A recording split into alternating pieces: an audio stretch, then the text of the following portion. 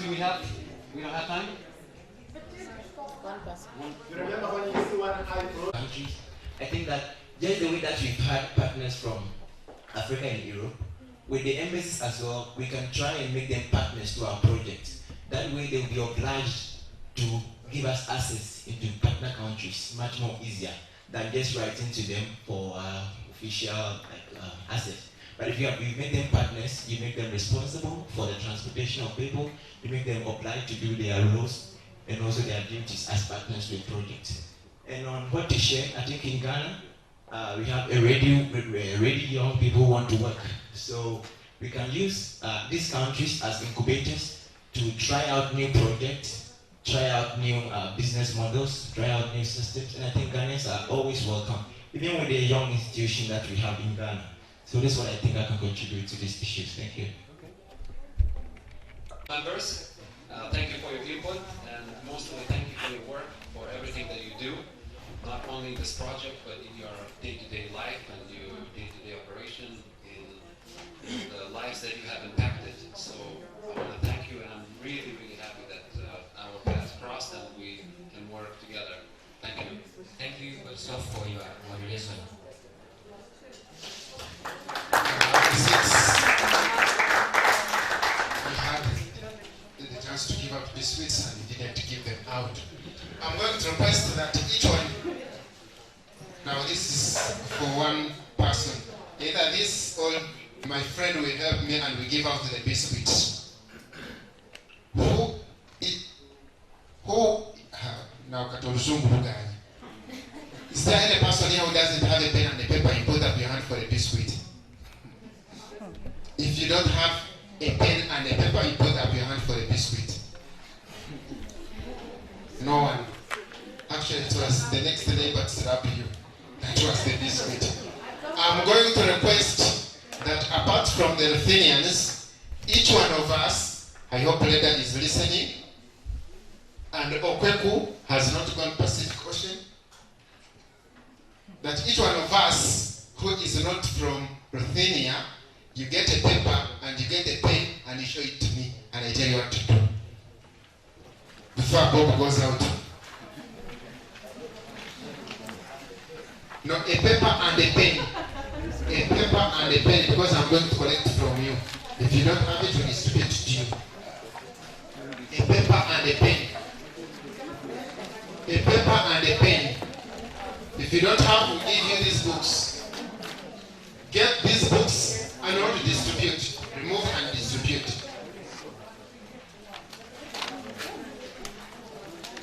If you don't have, they give you. Distribute.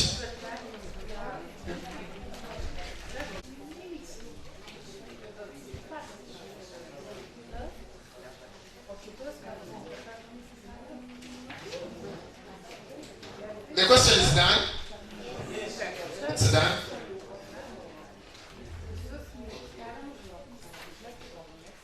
What do you think we can give Europe? Apart from this one they can't handle. This woman is pregnant and they are twins. While she's pregnant, she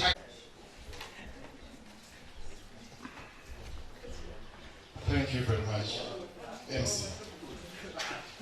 As introduced, my name is Michael Mutagana.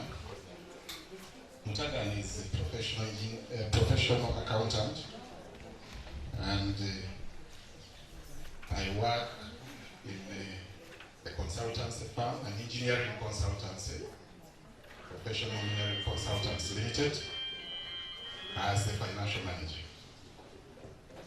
I was invited by UYSTO to talk about entrepreneurship. I was declining because I thought everybody knows what entrepreneurship is. I said, what am I going to talk about it? Everybody knows what entrepreneurship is. And he convinced me that still I have to talk. And so my work is very easy because I know I'm going to preach to the converted. We all know what what entrepreneurship is. Our topic entrepreneurship, the future for Africa's youth economic independence. Okay. First, say we all know what entrepreneurship is. What is it? For which the minister said it is somebody with another view? Entrepreneurship. Yes, what is it? What is this animal called entrepreneurship? We talk about it, NGOs talk about it, schools talk about it, governments talk about it. What is this animal called entrepreneurship? Any volunteer? Yes. Innovativeness. Thank you. Again? Yes, ability to see opportunities for business. Thank you very much. That's wonderful. Yes? Creativity. Yes? Innovation, so it rotates around that. Innovation, creativeness, and creating something new. Yes, sir? Yeah, I think entrepreneurship is the ability of someone to take risks that some other people are not really Yeah. It rotates around that. Creativity, innovativeness, trying to take risks that other people have not taken. Fine. That's exactly what it is. Interestingly, if you talk to many people, they will talk about entrepreneurship as starting some business, doing something of your own, starting a small business. And interestingly, many people talk about entrepreneurship as starting a small business. But does entrepreneurship mean small business? Really no. It's not small business. Entrepreneurship can be big business. And interestingly, most businesses some businesses, small businesses, remain small for ages. And that's not the entrepreneurship I want to talk about.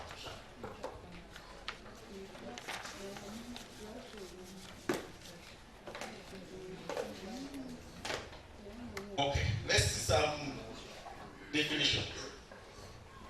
First one, the practice of starting new organizations or revitalizing mature organizations.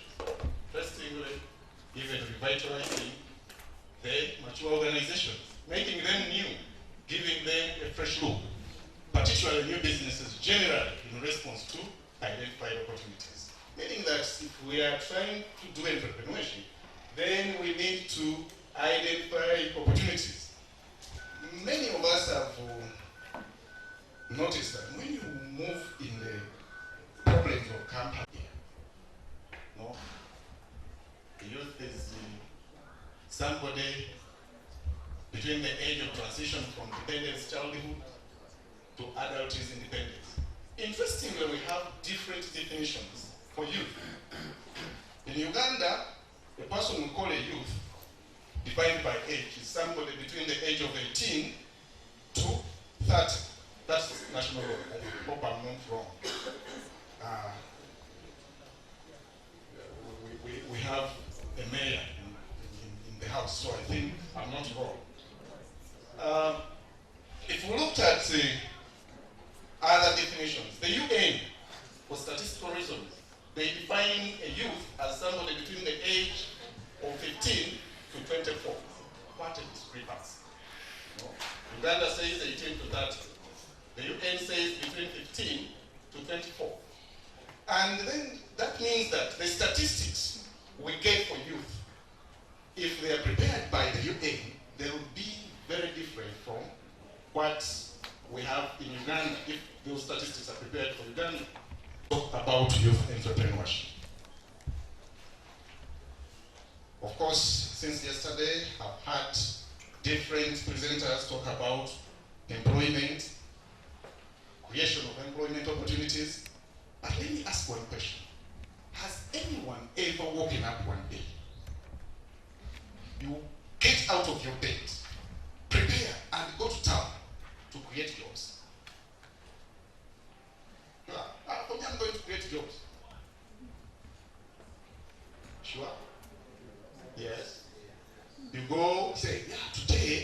I'm going to create jobs. Yeah? Who is that? You? Yes? Tell us your experience. Yeah, like recently, I have a project I'm working on. I've created jobs for like 5 youth who are working on that project. There's a certain building that they're working on. So that was the intention of the project. So you woke up one night and said, I'm going to create the jobs. Actually, I deal more with youth, so every day is actually, that's why I thank my mentor. He introduced that to me. So every day I'm waking up to see that there's a youth I'm helping every day. Why? Because we talked about entrepreneurship. In schools, entrepreneurship has been talked about. Honorable Chiza will tell you teach entrepreneurship in your schools, not so? These days in Uganda, you cannot have any academic qualification passed by the Ugandan National, it is called, no, Ugandan National, this for higher learning, this one, Chapo. Yeah? Yeah? The National Council of Higher Education, that one. You can't have any program approved if you don't have entrepreneurship as part of the subjects you are going to teach. That's what is there. It's true. Any academician here will say, I'm right. But then, if we have all these interventions, why is it that youth are not joining entrepreneurship? Yesterday, we had the mayor talk about the finances given to youth. And regrettably, he was saying much of the money is not claimed by the youth. It is intended to benefit. So what is the problem? The youth say they have a number of barriers. One, they say lack of capital. But the mayor said the money is there. You are not picking it. Where is the problem? Many youth say that your money is inaccessible. It's very hard to access it. So that's the problem. Another problem is that even when you access it, the terms are not favorable to them. Yesterday I heard of, was it a grant or something like that, of 3 years. Many people, I'm an accountant, I said so. Many people, many of these youths will come to us and say, I want to do this business, which cannot earn a return in 3 years. But because the funds are available for 3 years, he wants you to write for him something that will show that the business is going to make returns in 3 years. Entrepreneurial ecosystem refers to a collective and systematic nature of entrepreneurship. Management writers describe the entrepreneurial ecosystem as conditions that help to bring people together and foster economic prosperity and wealth creation. So it should be a whole system. So we should look at a whole system that will help people to enterprise, not just picking out one thing as funding. Well, yes, funding is a problem, but we need to do a little more. So this picture here shows the elements of an ecosystem.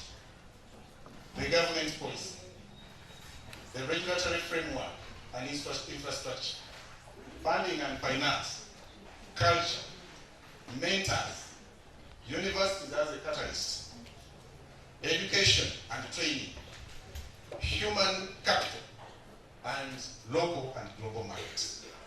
So these are the things that we need to work on.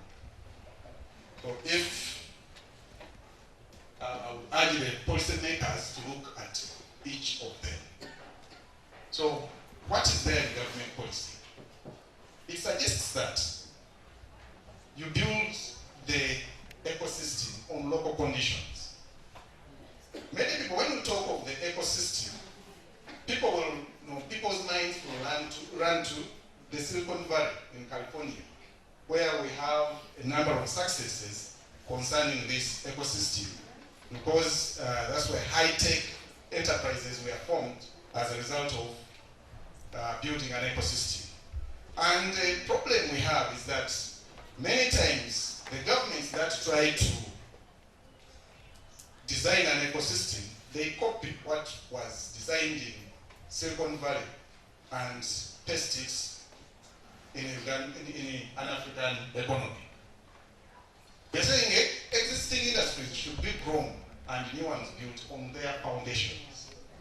Not copying what is in America or what is in Europe. It should be grown on, companies should be grown on their foundations, their skills and capabilities. Start now. That's the most important thing. You can start small, dream big, but most important, start now. The time is now for you to start and do something. 2, have a passion for your enterprise. Most people who have been successful in business are not doing it for the money. No, they are not doing it for the money. Entrepreneurship, and most entrepreneurs who are successful are not doing it for the money. They have a passion for what they are doing. You will find that most of those successful entrepreneurs in the world had a passion for what they are doing. Bill Gates for software and the like. They are driven by either solve a problem or make life easier for others. They have an unshakable sense of purpose. I believe if you have that, you can also succeed. The money will definitely come. 3, resilience. No, somebody, Sir Winston Churchill, we all know him. He said success is the ability to go from one failure to another with no loss of impulsiveness.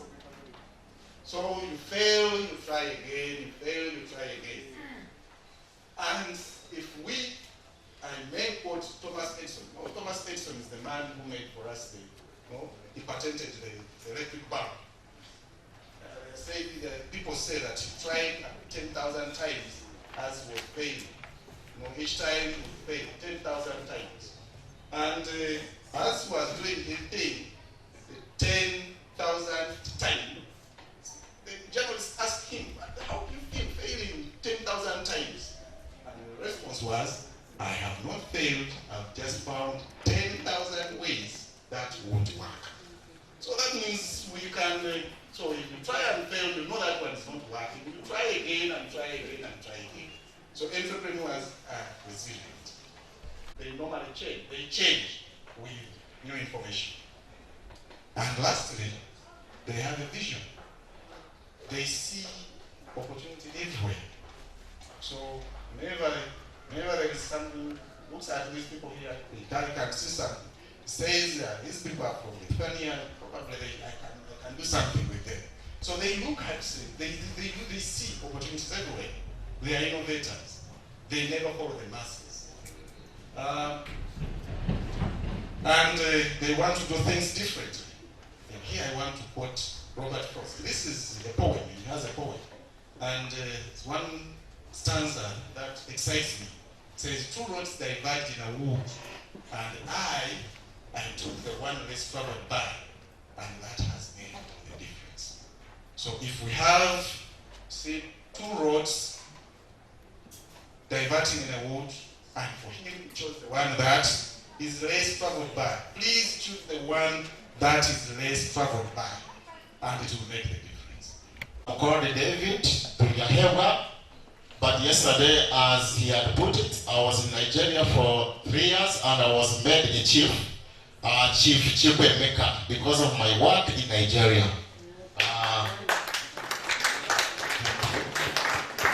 I work for UCODEF, Uganda Community Development Foundation, UCODEF in short, and I work in those capacities, our offices in that area, as you can see there.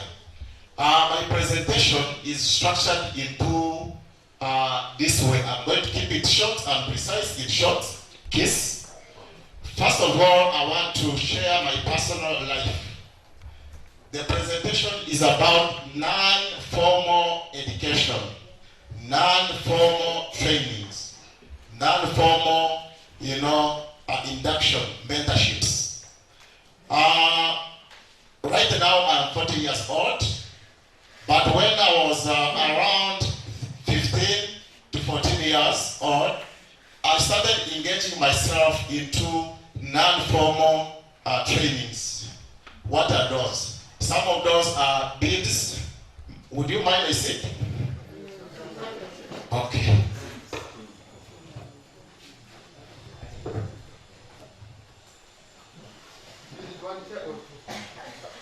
One, okay for me. Thank you. I started engaging in non-formal trainings, which helped me really to shape myself. As you can see me, I was born with a person with disability. By that time, there were very negative attitudes. A person with disability in African context could not engage himself or herself into, formal trainings. As you can see, formal, primary, secondary, so on. So what did I do as a person? Of course, I had to show myself so that I can. Some of you, of course, you have been hearing about disability is not inability. Of course, that is the fact. But those days, it could not be the case. After that, now to cut it short, I went to university. 2001, I completed. I did not wait for employment. Meanwhile, as I was struggling here and there was a training. It was on entrepreneurial skills, like what my colleague has just shared. I underwent that training, and that training it really exposed to me. Before that, I had started a business, small business, but of course which was earning. I cannot call it a big business. During those, of course, employment was not a guarantee. Like if I finish, I will get a job. No. I kept on, attending courses. Because this younger man, standing up, sitting down, come up with an idea of how he can really come up with an institution to empower youth. Whichever level it is, it doesn't matter whether you make the shift for, you change the lives of people, whichever percentage, but that is within his means. That means given opportunity, he can take many youth and engage them. Let me give you one example. The other day, I will not tell you where, someone had been taking my vehicle for repair. Yes, I have a vehicle.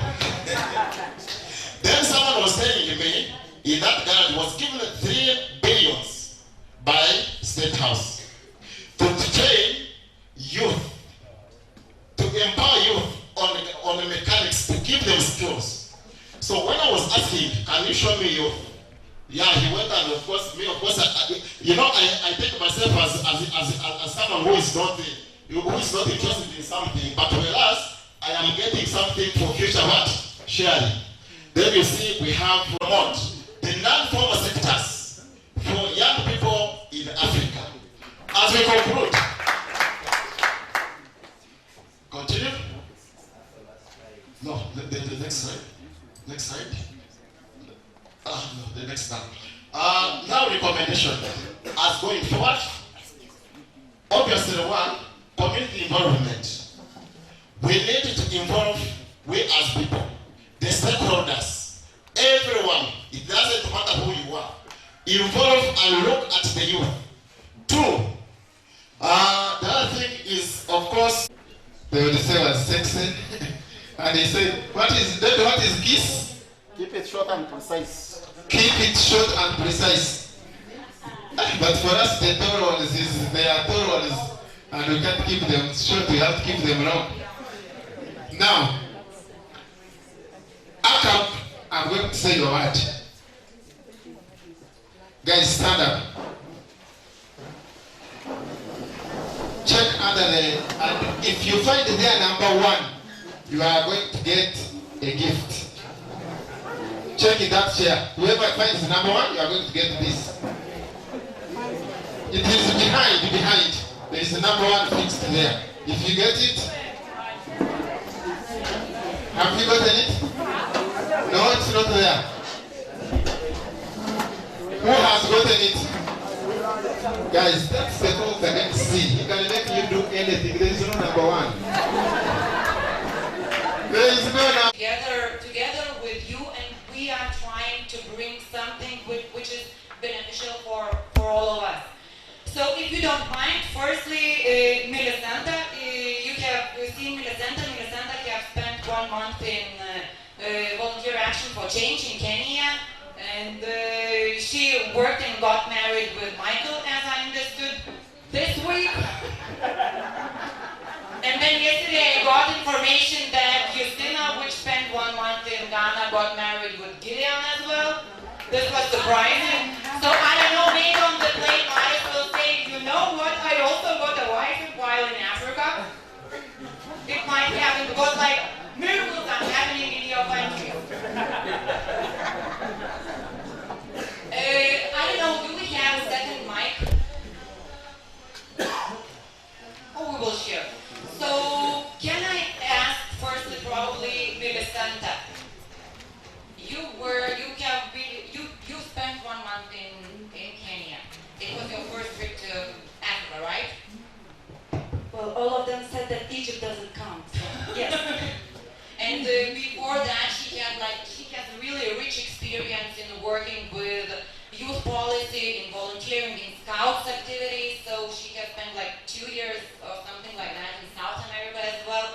So as she was mentioning, she was trying to step into the shoes of Africa and see how it was. What was the reason why you decided to choose Kenya as your first priority as well? Why this country, and why you decided to give 1 month of your time? Okay, so maybe first answer, I speak Spanish, so for me the first volunteer experience in South America was very logical. If you know Spanish, you go where people speak this language. And the culture for me was very familiar. And I always was saying to me that probably Africa is not for me. And I never had an answer why it's not for me, probably of the stereotypes that all of us have. And when I get to know about this program, I was thinking, oh, that's a great opportunity for me to try Africa, if it fits to me. And 1 month, I thought it's a good timing. And I wrote this even in the application to see if Africa is the place where I could live or do work or something. And actually the answer after 1 month, everyone was asking me, could you live in Africa? The chaos, the differences of languages and everything, the mess, so many stereotypes. And yes, my answer is yes, because I say Africa because, my experience was in Kenya, but from those 2 days that we spent here, I understand that Africa, of the countries that you are here, is a land of opportunities for us to share because you are willing to accept. And that's the main idea, because if you go to some, like in South America, I thought development countries are similar. Well, it is not. In South America and in Africa is different. In a good way, different, and I learned so many things. And the second part of the question was why Kenya? So here I have to be one more time a bit stereotypic because I know most about this country. So sorry about Uganda and Ghana, but Kenya was more known for me. That was my first priority. I could do the same question. Okay, so my name is Justina. As I said before, I spent 1 month in Ghana. Why did you choose Ghana? Because Ghana was also for you was first priority, as I remember. Well, basically, I didn't choose the country, and I was looking more into the projects. I had previous colleagues from Burundian and Ugandan communities. I have some colleagues here. Well, my interest was not the country itself. I don't know any of the cultures. I'm always happy to meet new people anyway. So I was more concrete on the project, and basically what I can learn and what can I do. To be honest, why Ghana? At first, the first thing I did, I checked, the webpage and what you guys do. it was less similarities to volunteering tourism, which is the sensitive topic I'm trying to avoid. And it was basically related to my field of work. So I was direct work with community empowerment, this amazing job they did bringing up everything themselves. So my main interest was project. And so how you found those organizations? What were you doing? How happy you were about that? What impact they left on you and maybe for organizations as well? So to say the same, you know, when I applied, I kind of knew what I want to learn in the part I could imagine. Of course, there is always the part you can't imagine what it's going to bring for you. And at the same time, I was also very worried. Why? Because 1 month is nothing. It's very limited time if you want to do something. That's why we had a contact before coming, basically on what specific areas I'm interested in. We agreed that basically I don't do the field work, so I don't really go directly to the community because, you know, showing up and leaving, it could bring more damage sometimes than good. So we decided that it basically work with people from organizations, so the ones who are working with in the field. On the capacity building, I mean, one